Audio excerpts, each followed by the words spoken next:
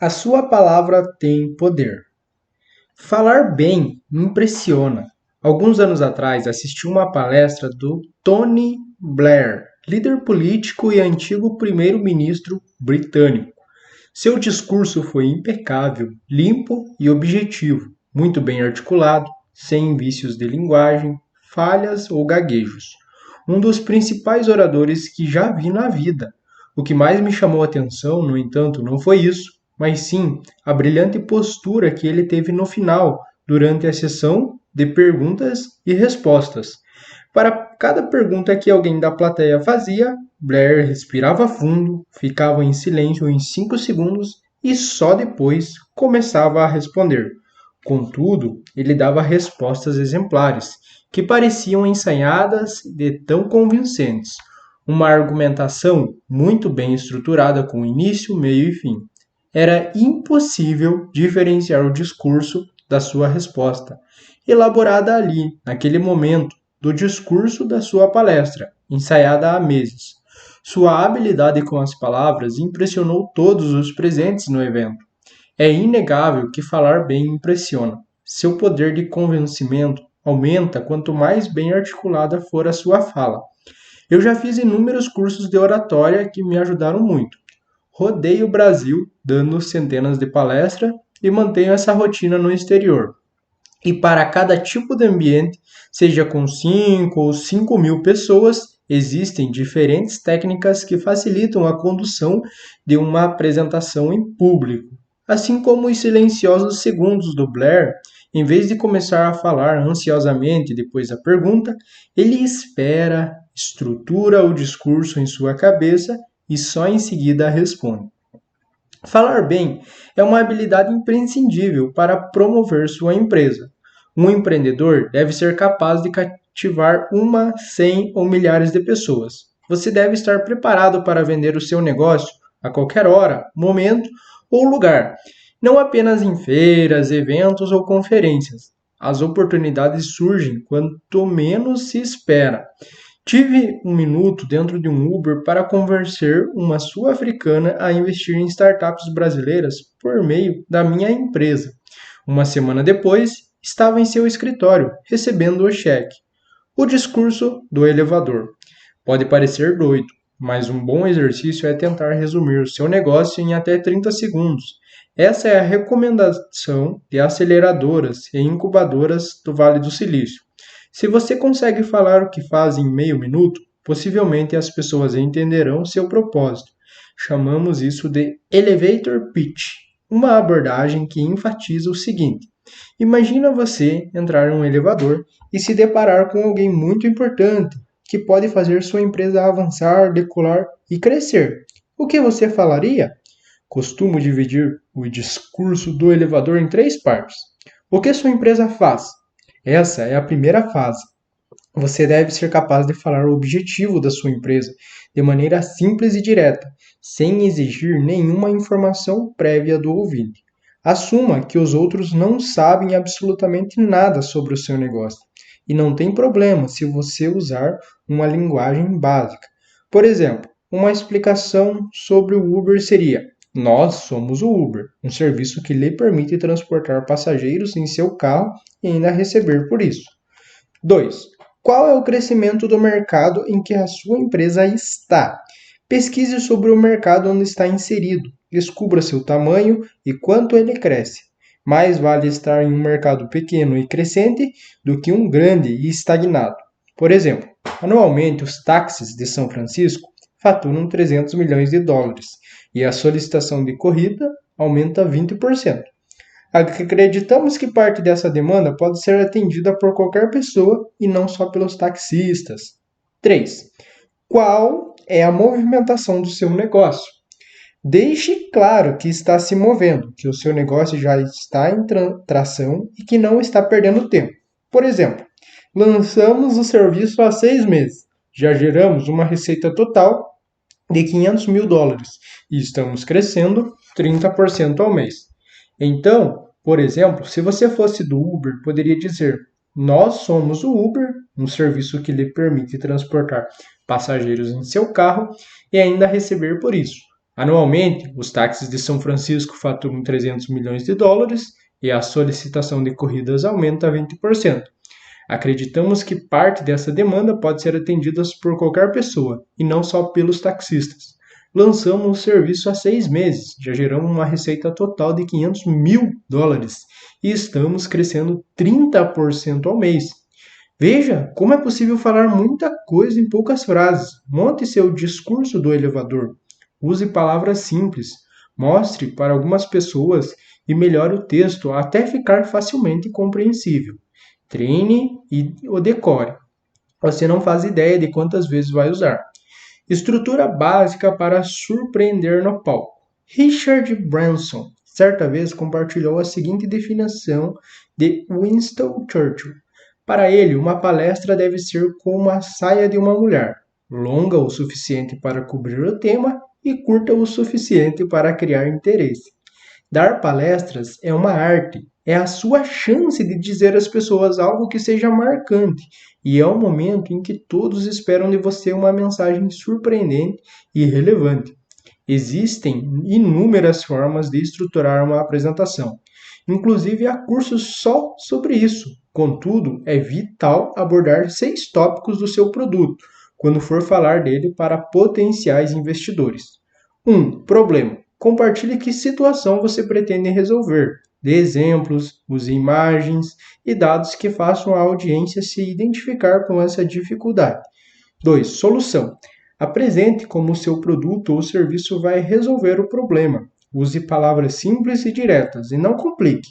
Alguns empreendedores querem mostrar a complexidade que existe por trás das soluções. Aqui não é o momento. 3. Tamanho da oportunidade. Fale do tamanho do mercado em que está inserido e quanto ele cresce. Mostre números e gráficos que ilustram isso. 4. Tração do negócio. Assim como no discurso do elevador, é fundamental deixar claro que você está se mexendo. Se o produto ainda está em desenvolvimento, mostre que sua equipe já está trabalhando e quando será o lançamento. Caso ele esteja pronto, mostre algum indicador de crescimento, como evolução no número de clientes, receita ou lucro. 5. Como você ganha dinheiro? Simplesmente fale como esse negócio vai fazer você e seus sócios ganharem dinheiro. Assisto a várias apresentações em que as pessoas fazem rodeios para explicar seu modelo de monetização, geração de receita. Não tenha vergonha de falar disso. 6. Time. Uma das partes mais importantes é falar sobre sua equipe. Quando alguém coloca dinheiro na sua empresa, investe nas pessoas. Só elas poderão transformar uma apresentação maravilhosa de PowerPoint em realidade. Mostre os membros do seu time. Fale quem são vocês e destaque seus pontos fortes. Lembre-se de que seu produto poderá passar por várias transformações até chegar ao formato ideal. Os potenciais investidores querem ter certeza de que seu time é capaz de realizar essas mudanças. Se tiver muito tempo para uma reunião ou palestra, tente não falar mais de 25 minutos. Essa duração é excelente para manter o foco de todos. Se precisar falar em menos de 5 minutos, como acontece na maioria dos eventos no Vale do Silício, reforce os destaques da empresa e busque despertar o interesse da plateia. Nesses eventos, tudo é muito rápido. Em geral, 20 ou 30 empresas falam em sequência para centenas de investidores. E ninguém é obrigado a conhecer os termos e jargões do mundo em que você vive. Use palavras extremamente acessíveis para aproximar o seu produto da realidade de todos, ou metáforas para facilitar o entendimento. Algumas pessoas acham que para convencer é preciso falar termos complicados, americanizados ou difíceis, ou que expressões básicas são superficiais demais.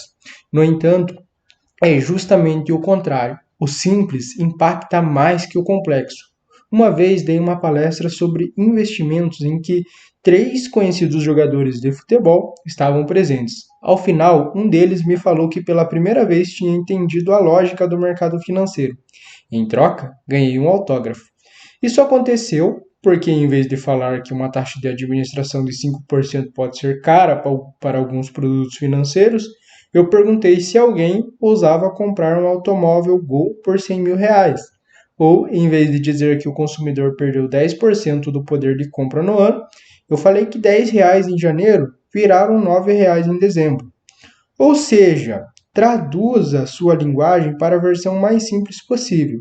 Estruture sua palestra com 6 tópicos aqui mostrados e treine várias vezes. Você dará um grande passo rumo à criação de uma apresentação objetiva, impactante e direta ao ponto. O mais popular programa de apresentações. Há 50 anos, uma reunião de trabalho costumava ser uma discussão entre colegas de departamento. Engenheiros se reuniam com engenheiros falando a linguagem de engenharia. Vendedores conversavam com vendedores usando a linguagem de vendas. E assim por diante. Contudo, a indústria mudou. A necessidade de atender os anseios do cliente forçou o aumento das interações dentro das corporações. Funcionários precisaram encontrar maneiras de convencer outros setores, e novas perguntas começaram a surgir. Podemos fazer isso? Se eu projetar dessa forma, você consegue vender mais? É mais fácil produzir em azul ou em vermelho? Foi nesse novo ambiente em que um departamento precisou falar a língua do outro, que os recursos visuais prosperaram. Os retroprojetores, que já eram amplamente utilizados nas escolas, surgiram como solução e invadiram o ambiente de trabalho. Entre 1975 e 1985, suas vendas triplicaram nos Estados Unidos. As apresentações realizadas com esses aparelhos eram a melhor forma de traduzir as ideias para o restante da empresa, usando transparências que misturavam textos e imagens desenhadas à mão. Ficava mais fácil comunicar os objetivos de uma atividade, tarefa ou projeto. Em 1982, Robert Gaskin, um PhD que liderava o setor de tecnologia de uma empresa de telecomunicações, retornou de uma longa viagem ao exterior. Ao olhar o que tinha acontecido enquanto esteve ausente, viu seus colegas em apuros.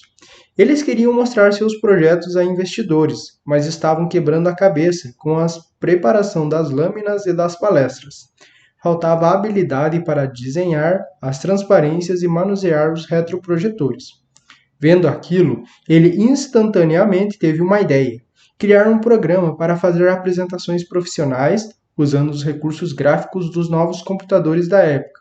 Confiante na oportunidade, ele largou seu emprego em 1984 e entrou para a Fortran, uma fábrica de softwares localizada em Sun Valley, no Vale do Silício.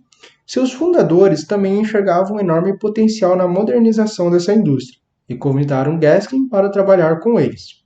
Lá, criou-se um ambiente ideal para desenvolver o projeto. Investidores foram encontrados, pessoas foram contratadas e o produto começou a nascer. A ideia não era só criar um programa para fazer slides. O plano era permitir a estruturação completa de uma apresentação, desde a elaboração do rascunho até a revisão geral, facilitando inclusive o sequenciamento das lâminas e a reutilização dos conteúdos antigos para a fabricação de novos, inicialmente chamado de Presenter. O software foi batizado de PowerPoint para não coincidir com o nome de outra marca já existente. A questão, contudo, é que Fortran estava cheia de problemas. Nada do que prometia era entregue. Além disso, o dinheiro da empresa acabou e os investidores precisaram ser novamente chamados. No entanto, nenhum deles aceitou colocar um centavo a mais no negócio. Um desses investidores, porém, acreditava no produto. Richard Crench, cofundador da New Enterprise Associates, hoje uma das maiores empresas de capital de risco do mundo, pediu autorização para seus sócios e investiu por conta própria no PowerPoint. Com o recurso, Gaskin e Fortran conseguiram terminar o produto e lançar a primeira versão em 1987. Inicialmente disponível só para Macintosh, a novidade se espalhou e diversos profissionais começaram a usar. Empresas abandonaram antigos métodos e jornais destacaram massivamente a solução. A notícia não demorou a chegar à Microsoft, que desenvolvia algo parecido e tinha muito interesse no produto. Ainda no mesmo ano, Bill Gates fez sua primeira grande aquisição da história, comprando o PowerPoint por 14 milhões de dólares e assumindo o controle da Fortran. Interessante que a Microsoft queria pagar 100% desse valor em ações. No entanto, os donos da Fortran achavam as ações de Bill Gates arriscadas demais. Exigiram todo o pagamento em dinheiro. Bem, não preciso dizer quantas centenas de vezes as ações da Microsoft se valorizaram de 1987 para cá. Entender o investidor para saber falar com ele. Se você tem um negócio, em algum momento falará dele para potenciais investidores, seja num palco ou numa sala de reuniões, usando PowerPoint ou não. Mais cedo ou mais tarde, isso acontece. No início deste livro, mostrei que o acesso ao capital é um dos 3 ingredientes que promovem o desenvolvimento de um ecossistema empreendedor: rebelião, conhecimento e capital. Assim, para saber falar com o investidor, é fundamental você entender por que ele é importante. Convidei Pedro Englert para escrever sobre isso. Ele foi sócio da XP. Participamos da construção da empresa juntos e CEO do InfoMoney, o maior site especializado em investimentos pessoais do país. Atualmente, além de investir em mais de 10 startups e também sócio do Startse, a maior plataforma do Brasil para se conectar empreendedores, investidores e mentores, 5 pontos que mostram a importância do investidor por Pedro Englert. Os donos do dinheiro sempre desempenharam um importante papel no desenvolvimento das nações. Na Itália, a família Medici no século XV. Nos Estados Unidos, a família Rockefeller no início do século XX. No Brasil, o nosso ilustre Barão de Mauá. Todos entraram para a história e serão sempre lembrados como importantes agentes da evolução. No mercado de startups, isso não é diferente. Contudo, há uma sutil variação. Ele é bem mais democrático. Primeiro, capital de risco. Capital de risco, ou venture capital, em inglês comumente abreviado como VC. O nome dado aos investimentos realizados para comprar participações de empresas privadas que estão em fase inicial ou criando novas linhas de negócio, eles aceitam um risco maior, mas buscam retornos mais agressivos. Nos capítulos anteriores, você leu que os investimentos na Fairchild Semiconductor foi uma das primeiras operações de capital do risco do mundo. Isso foi lá em 1957. A partir de então, esse mercado se estruturou, ganhou forças até o final da década de 1990, quando estourou a bolha das empresas.com e retomou o seu vigor a partir de 2005. A forma como os VCs montam suas teses de investimentos é vital para o desenvolvimento de um ecossistema empreendedor. O que eles fazem é precificar a falha e o erro, essenciais para a inovação. Eles apostam em projetos revolucionários que só serão comprovados financeiramente depois de colocados em prática. Eventualmente, até atingir o estágio de monetização, milhões e milhões de recursos podem ser consumidos. Facebook, Instagram e WhatsApp, por exemplo, só iniciaram o processo de monetização depois de terem conquistado muitos usuários, assim como a Amazon, fundada em 1994, que gerou lucro apenas em 2003, quase 10 anos depois.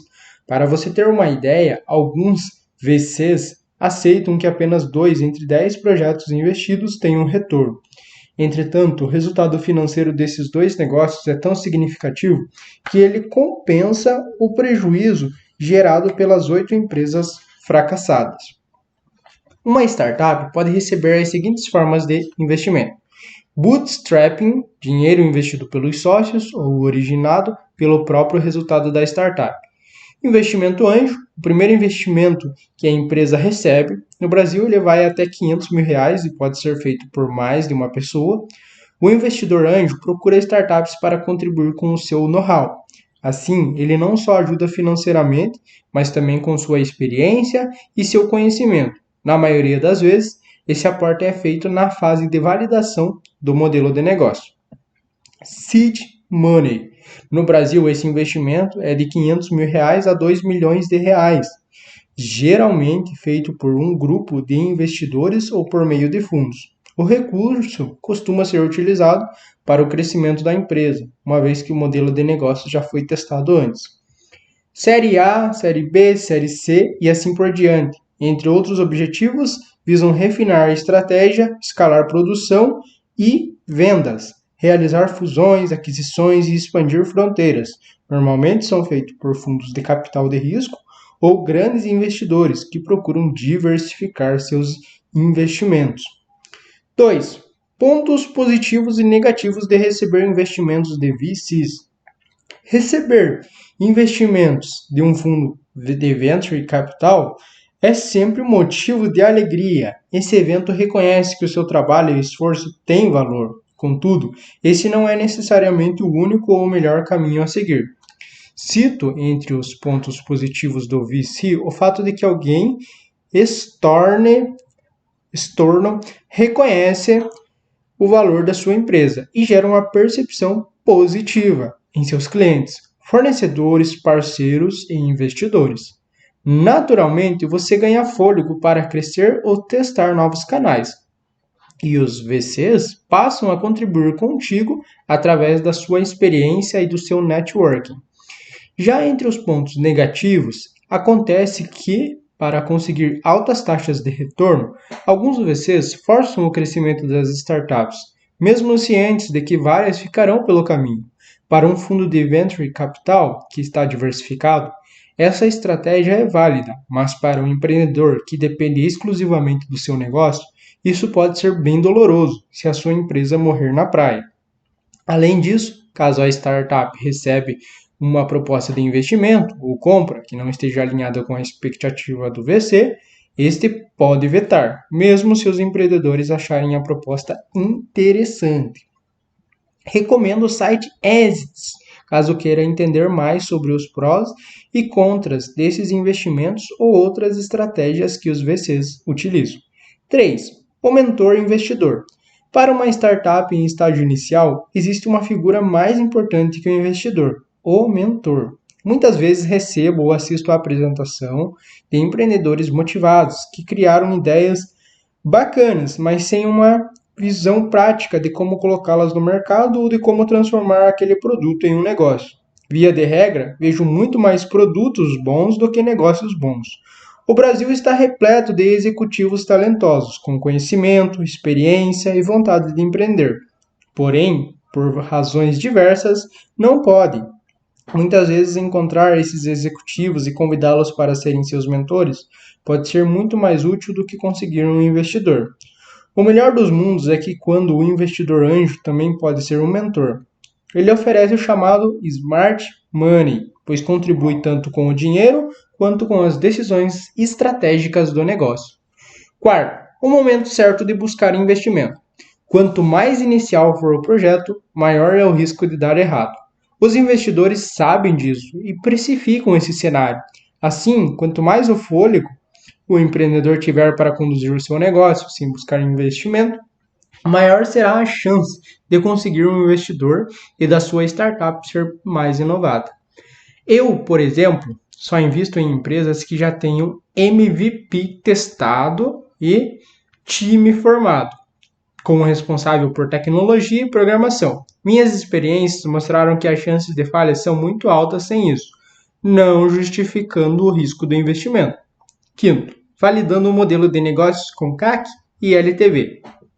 Os negócios são cada vez mais digitais e dependentes de tecnologia. Com isso, eles se tornaram menos arte e mais ciência, pois tudo pode ser medido e controlado.